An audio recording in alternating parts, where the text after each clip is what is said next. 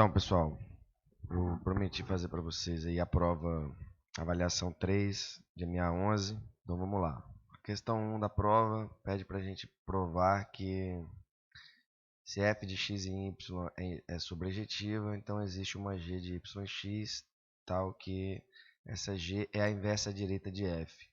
Ou seja, f composta com a g de y em y para todo y em y. Mostrar ainda que g é única se somente se f é injetiva. Vamos fazer um desenhozinho aqui para a gente entender o que está acontecendo. Então, o que eu gostaria de definir a g de tal maneira que ela pegasse o y1, mandasse em alguém aqui no x, mas de tal maneira que quando eu aplicasse a f de volta, voltasse no y1. Quando eu aplicasse a f, volta no y1.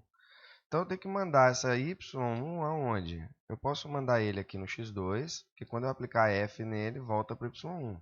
Ou posso mandar esse cara aqui no x1, quando eu aplicar f, vai lá no y1 também. Então aqui eu tenho duas opções, ó. Posso mandar tanto aqui, é uma opção, ou mandar aqui é outra opção. Tenho duas Gs nesse caso. Esse cara aqui eu só tenho uma chance de mandar ele, eu só posso mandar ele aqui, ó. Que aí quando eu aplicar F nessa imagem, volta para o y2, tá vendo? Eu pego o y2, aí quando eu aplico a G nele,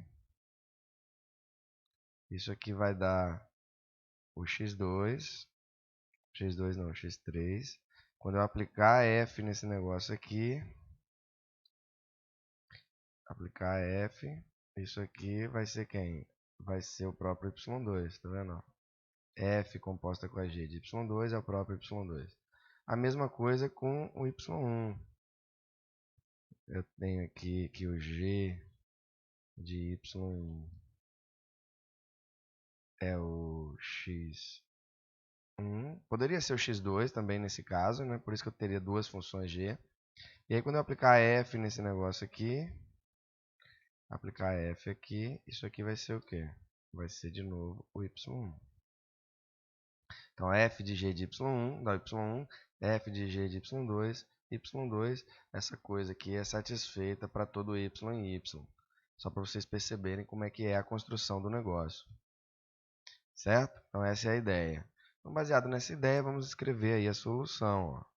Ó. Como é que a gente define essa g? Qualquer que seja o y na imagem, ele é a imagem de alguém do x porque a f é sobre. Então, é isso que está escrito aqui. Ó.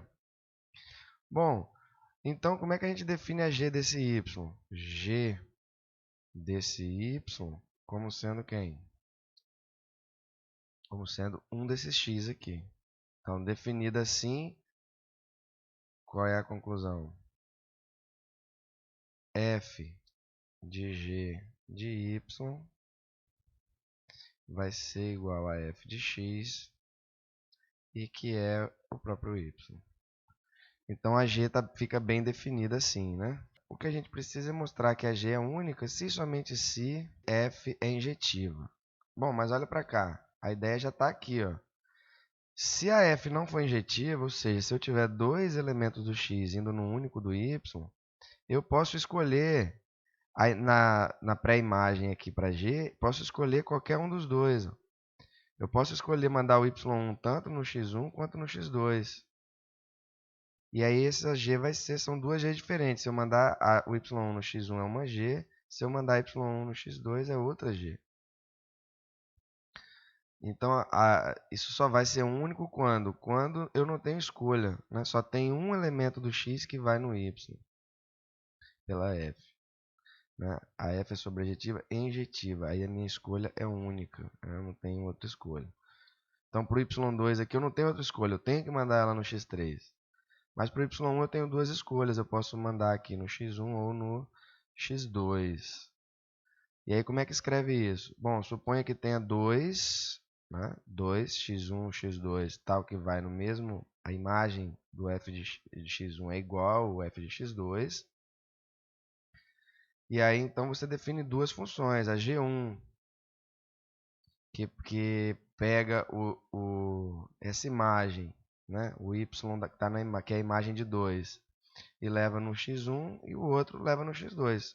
São duas funções, g1 e g2. E nos outros elementos, manda em qualquer lugar. Qualquer lugar. Manda onde já estava definida. Então vamos fazer assim, ó. Se existem x1 diferente de x2, tais que f de x1 igual a f de x2, defina, vou chamar esse cara aqui de um y0, defina g1 de y0 como sendo x1 e g2 de y0 como sendo x2. Define a g1 dos outros y como você tinha definido antes, essa g que você já tinha aqui, ó, g de y. E a g2 também.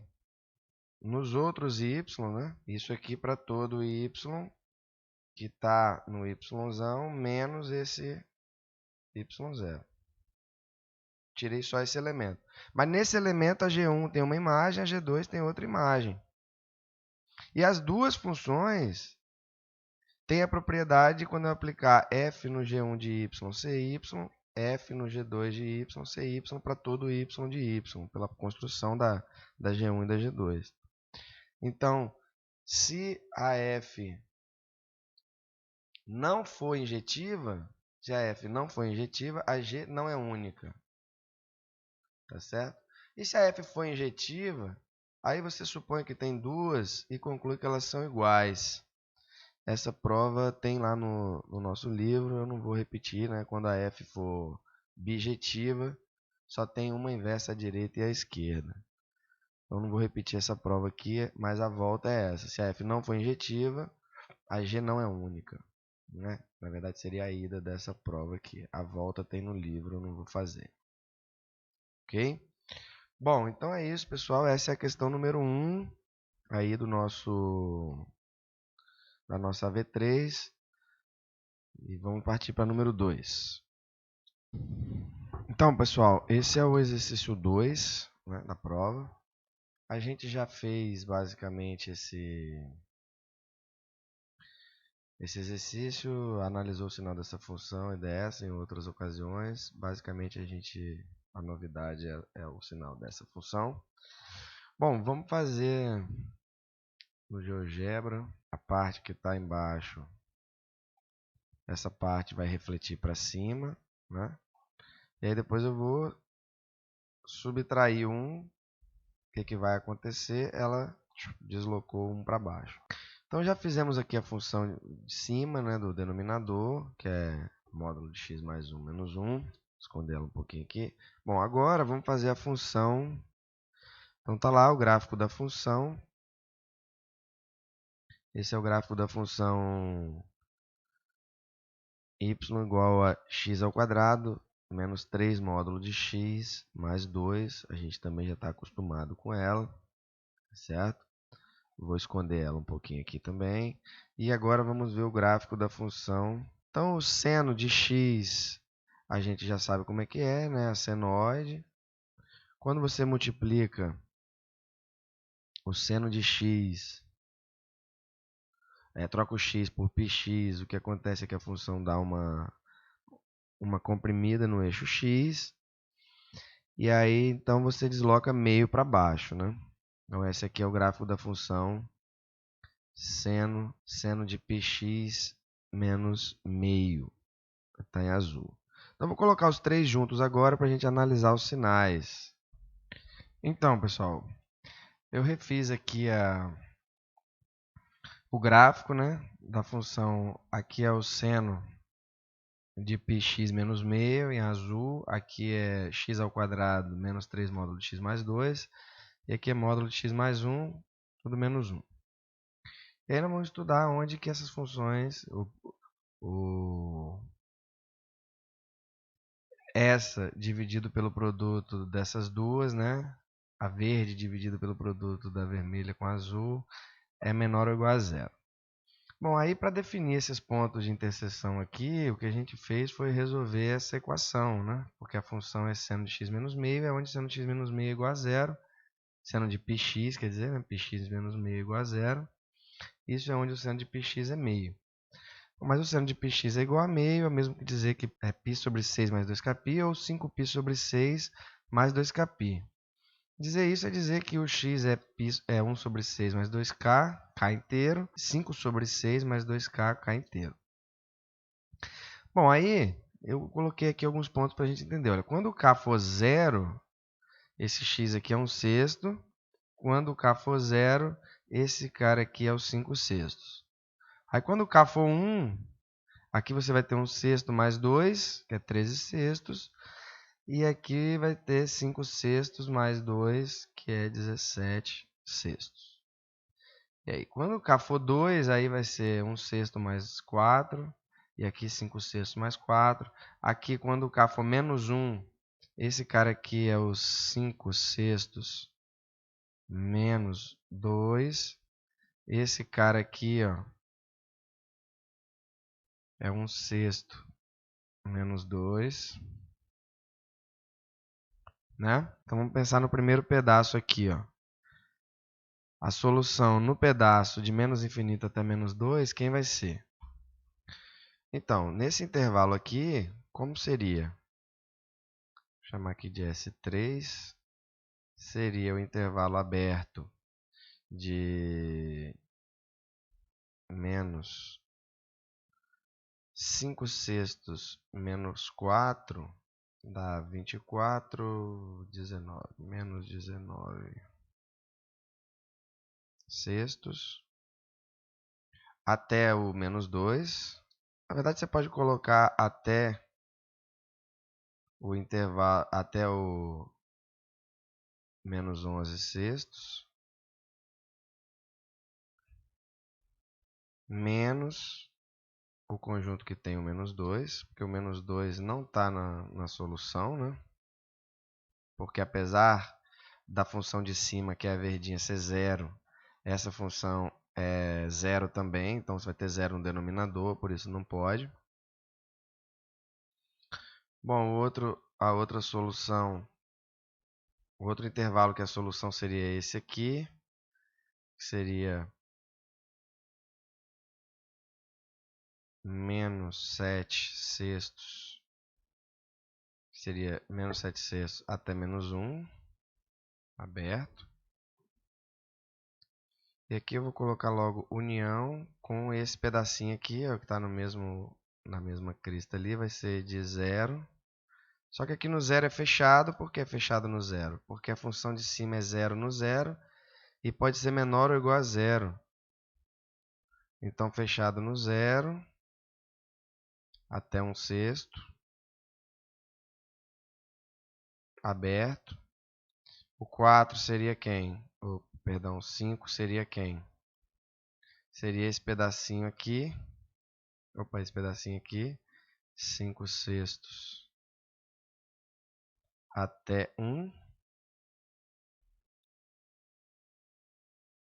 União com 2 até 13/6. E aí, com isso, a solução final seria o quê? Seria a união das soluções. Ó, S1, união com S2, união com S3, união com S4, união com S5. Então, todos esses intervalos são solução da minha inequação. Ao quadrado, que é o b, né? O b é menos 2at. Pode até botar um menos aqui dentro também, mas é desnecessário porque está ao quadrado. Mais 4ac mais 1, tudo dividido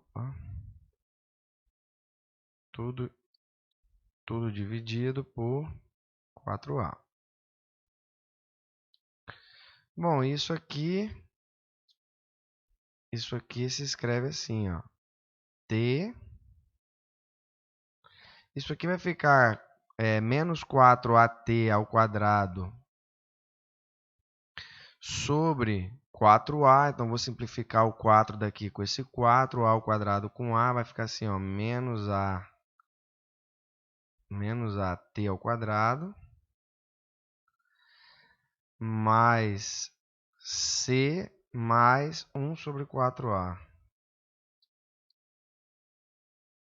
Ou seja, o foco é um ponto que a coordenada y é a coordenada, é menos a vezes a coordenada x ao quadrado, né? A coordenada t aqui, mais alguma coisa. Então, se eu pensar que aqui é y, aqui é x, o conjunto dos pontos que satisfazem essa expressão aqui, variando t, é da forma y igual ao quê? Menos ax ao quadrado mais c mais 1 sobre 4a. Então, isso aqui, o gráfico dessa função é uma parábola, né? O gráfico dessa função aqui é uma parábola. E é uma parábola com qual foco? O foco dessa nova parábola, vou chamar de Fn, Fn não, foco, vou chamar de foco aqui. O foco dessa nova parábola, dessa parábola aqui, quem é? É menos b sobre 2a, então vai dar o que? Zero, porque o b aqui é zero, né? Não tem coordenada, não tem quem multiplica x aqui. E quem vai ser o coordenada y do foco? A coordenada y do foco vai ser C. Aqui está o foco da parábola. Agora eu vou movimentar o B e vou habilitar o rastro desse negócio aqui para a gente visualizar o que acontece quando a gente movimenta o B. Ó. Tá vendo? O foco se movimenta sobre outra parábola, percebe? E essa parábola, como mostrou nas nossas contas lá, essa nova parábola aqui, ela está centrada, né, tem o eixo y como eixo de simetria. E quem seria o foco dessa nova parábola? Vamos colocar aqui, ó. Vamos chamar o ponto aqui F2, chamar de foco, igual a 0, C. Olha lá, e aquele lá é o foco, tá vendo? Tá escrito lá, ó. O foco da parábola nova. Então, pessoal, a questão 4 da nossa AV3 aí, o que pede para mostrar é que dado qualquer epsilon maior que zero, então, assim, se eu te der, explicar aqui o que o exercício quer, dá qualquer número aqui, epsilon, existe um xc nesse intervalo, tal que o seno de 1 sobre xc é igual a c. E o c também está dado aqui, né? O c também está dado aqui entre menos 1 e 1. Então tem que ter um xc aqui, cuja imagem é exatamente esse c por essa função seno. O seno de 1 sobre xc é o c. Isso aqui na prática está dizendo que a função seno de 1 sobre x, ela fica oscilando aqui perto do zero, oscilando rapidamente aqui perto do zero, e não tem uma imagem, não é contínua no zero, e também ela se acumula aqui em torno do eixo y, né? Então qual é a ideia? A ideia seria a gente olhar como a função seno de 0 a 2π até menos 1 ela é sobrejetiva. O que acontece? Dado C, pela sobrejetividade, dado C pertencente ao intervalo menos 1, existe, vou chamar aqui de um xc barra, pertencente ao intervalo fechado π sobre 2 até 3π sobre 2, tal que, existe até um único, né, nesse intervalo, tal que o seno desse xc barra é o próprio C. Isso eu só estou usando que o seno é sobrejetivo nesse intervalo. Na verdade, ele é sobrejetivo aqui também. Né? Ele varia de -1 a 1 nesse intervalo. Bom, e na verdade, se eu chamar de xk barra C, o xc barra mais 2kπ,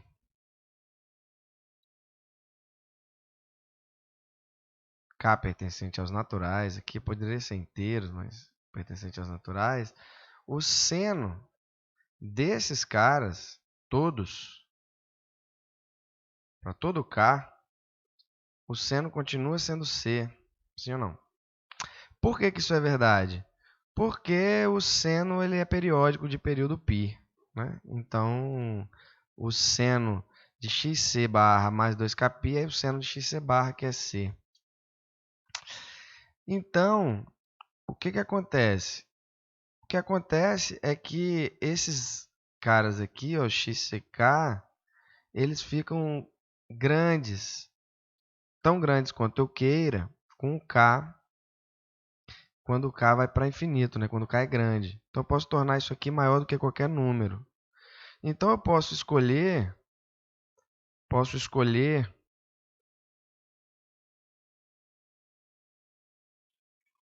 k tal que,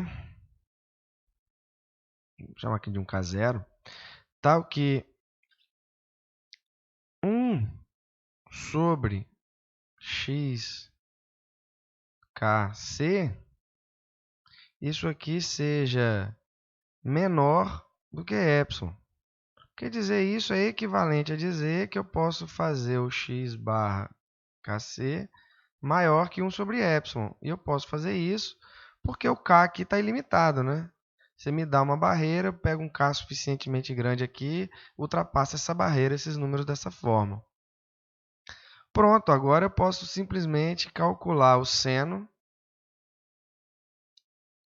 de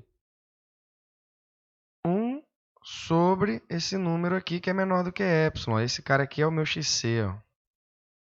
Se eu chamar esse cara aqui de xc, 1 sobre xc, quem vai ser? 1 sobre xc vai ser o x barra ck. E o seno dele é o próprio c. Então, isso é o que a gente queria provar, né? Vou mostrar para vocês aí no GeoGebra como é que essa coisa fica. Pegar a função y igual ao seno de 1 sobre x. Olha lá, o que eu queria nesse exercício é que vocês percebessem que isso aqui ocorre. Ó. Tá vendo? A função se acumula ali no eixo y. Não interessa qual seja o epsilon que você pegar aqui, sempre vai ter um x aqui, que a imagem vai ser qualquer c que você fixar no intervalo -1 até 1. Então, fixa um c qualquer, tem um elemento tão pequeno quanto você queira, cuja imagem é aquele número, porque ele se acumula aqui em torno do eixo y. Então, pessoal, essa é a questão 6. Ela tem 4 itens. Você poderia fazer um item sem ter feito o anterior, né? Isso foi explicado. Então, basicamente, pede para a gente primeiro mostrar que ln de 1 mais x é menor que x para todo x positivo. E pede para a gente fazer isso usando que o ln de x é definido como a área sob o gráfico da função 1 sobre x de 1 até x. Essa área é orientada porque quando x é menor do que 1, a área é negativa, né? E o ln também é negativo nesse caso. Bom, o ln de 1 é 0, o ln para x menor do que 1 é negativo, então por isso que chama área orientada por causa disso. Depois, utilizando isso, pede para provar que o ln de raiz de x sobre raiz de x é menor do que 1 para todo x positivo. E aí depois usando isso, mostrar, basicamente o que está escrito aqui, é mostrar que o ln de x sobre x você pode tornar tão pequeno quanto você queira, né? Tão pequeno quanto você queira, desde que o x seja suficientemente grande. X seja suficientemente grande. E aí, por fim, usar isso aqui para provar que essa expressão aqui também pode ser tornada tão pequena quanto você queira,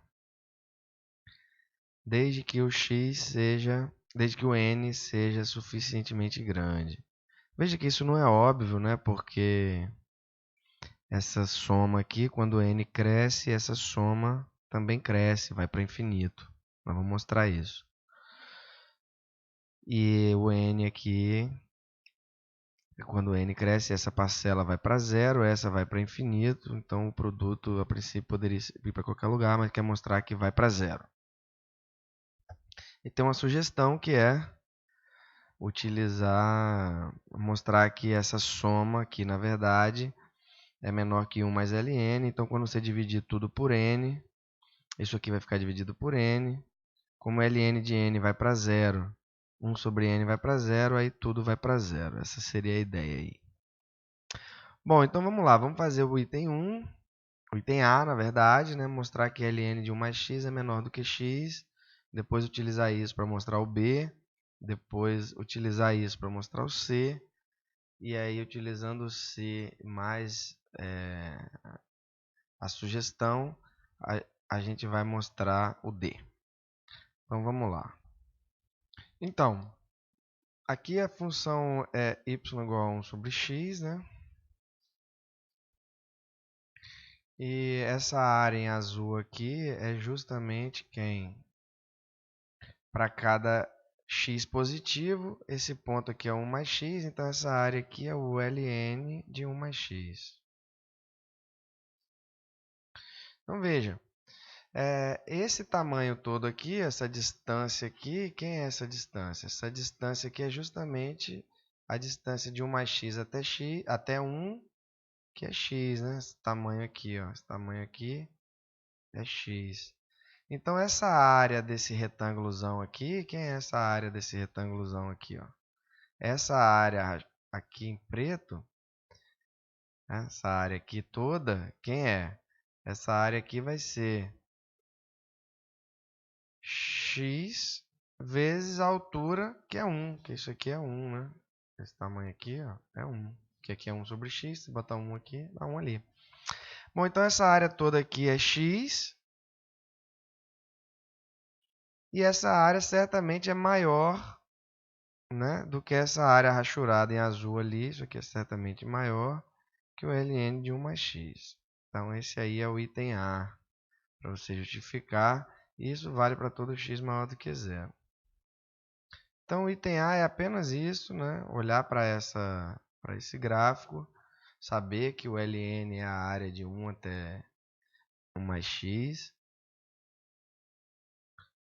Na verdade, a área orientada, né, de 1 até x. Então, para x positivo é dizer isso. E aí, com isso, comparando a área desse retângulo com a área rachurada, você tem essa expressão aqui. Agora, fazendo para o item B, né? Sabendo que o item B, como ln é uma função crescente, porque a base é e, que é maior do que 1, né? Então, você tem que o ln de x é certamente menor que o ln de 1 mais x para todo x positivo, que 1 mais x é maior do que x.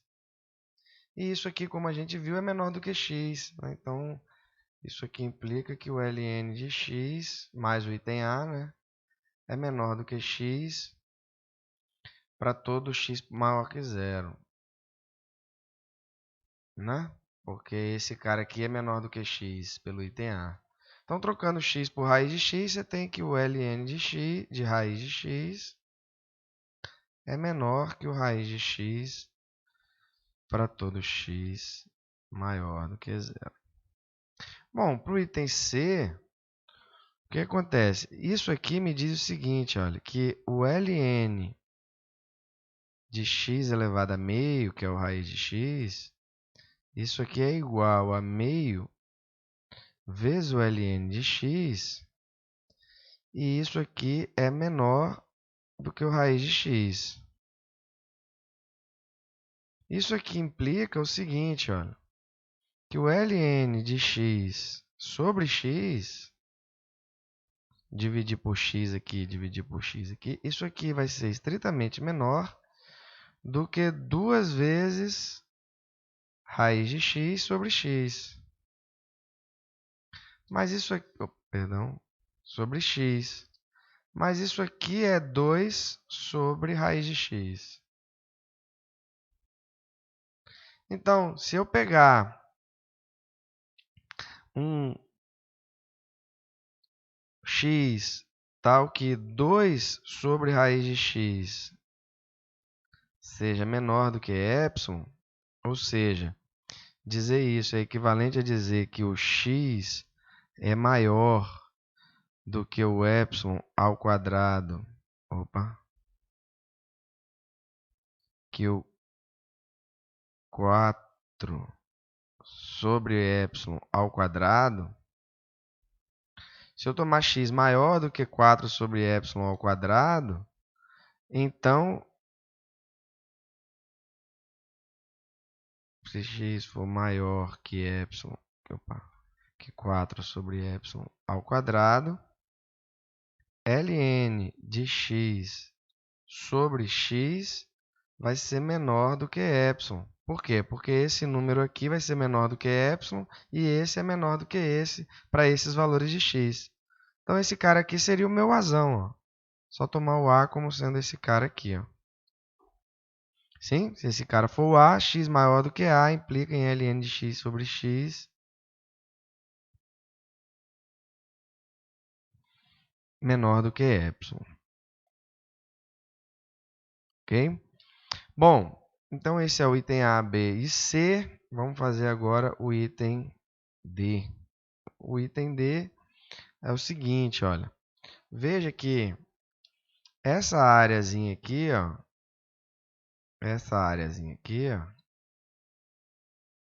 em preto, quem é essa área? Essa área é justamente 1 vezes essa altura, e essa altura aqui é 1 sobre 2. A escala aqui não está boa, né? Mas seria 1 sobre 2. A escala do x não está igual à do y, né? Pelo desenho, mas isso aqui seria 1 sobre 2. Então, essa área aqui é 1 sobre 2. Essa área aqui, quem é essa área aqui, ó? Seria 1 sobre 3. Mesma coisa, né? Essa distância é 1, essa altura, que aqui é y igual a 1 sobre x. Essa altura é 1/3. Então, a área é 1/3. E assim vai, né? Então, essa área aqui, ó, é 1/4. E essa areazinha aqui, essa aqui, é 1 sobre n. Então, veja, pelo próprio desenho aqui, a área azul é menor do que a soma dessas áreas pretas. O que a gente está dizendo com isso? Olha, que 1 sobre 2 mais 1 sobre 3 mais 1 sobre 4 mais 1 sobre n, o que é isso? São essas áreas dos retângulozinhos. Isso aqui é certamente menor do que essa área em azul. E a área do azul é exatamente o ln de n. Bom, isso aqui é equivalente a dizer o quê? É equivalente a dizer que 1 mais 1 sobre 2 mais somar 1 dos dois lados da desigualdade, né? Isso aqui é menor que 1 mais ln de n. Bom, mas dizer isso é equivalente, isso aqui é equivalente a dizer que 1 sobre n vezes essa soma, 1 mais 1 sobre 2 mais 1 sobre n, que isso aqui é menor do que 1 sobre n mais ln de n sobre n.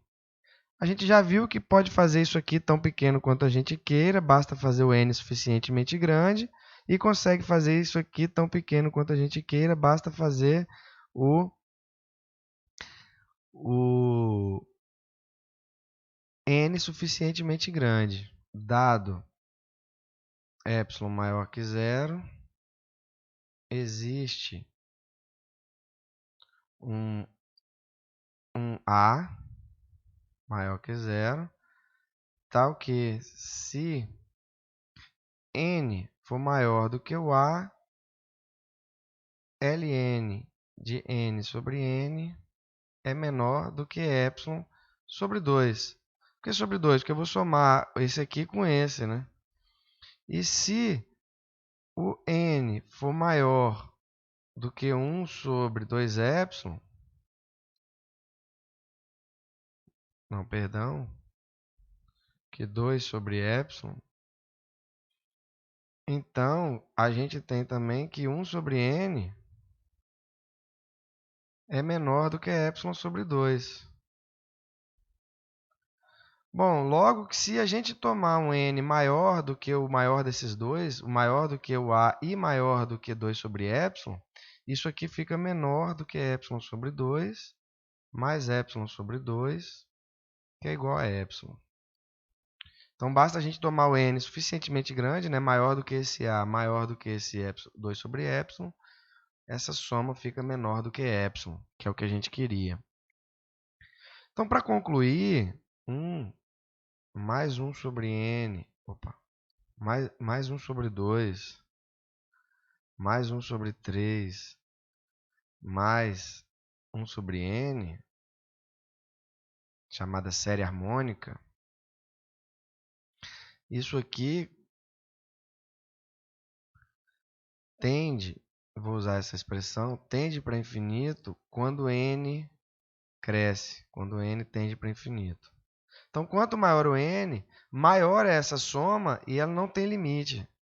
Dado qualquer número, eu consigo fazer isso maior do que esse número, basta tomar n suficientemente grande. Por que que isso é verdade?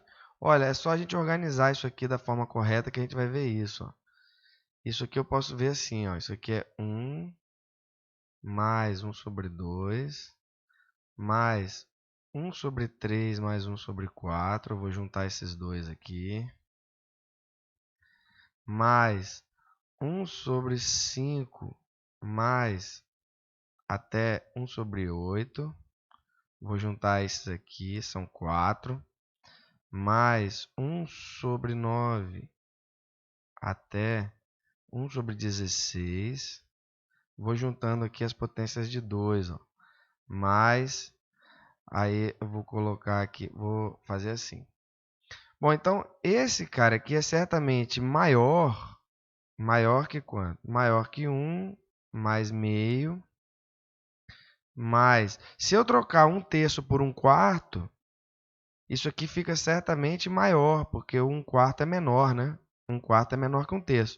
Então eu vou trocar tudo por 1/4. Então esse aqui fica maior do que 1/4 mais 1/4, que é meio. Se eu trocar 1/3 por 1/4, aqui é maior, esse fica maior, né? E 1/4 mais 1/4 é o meio. Mas essa parcela aqui são 4 parcelas de 1/8. Eu vou trocar cada uma delas por 1/8. Essa soma ela é maior, né? Vai ficar assim, 4 vezes 1/8, que é 1 meio também. Mais 8 vezes, então 8 parcelas aqui, né? Vezes 1 sobre 16. Mais, então veja que essa soma aqui é maior do que 1 mais infinitas somas de meio. Né? E isso aqui tende para infinito, né? Quer dizer, isso aqui é infinito, né? Essa soma. Então, essa soma aqui tende para infinito, mas ela tende para infinito mais lentamente do que o n. Muito mais lentamente, porque se eu dividir isso aqui por n, esse quociente vai para zero. Isso é o que esse exercício pede pra gente provar. E a prova tá aí. Espero que vocês tenham gostado. É isso aí, pessoal.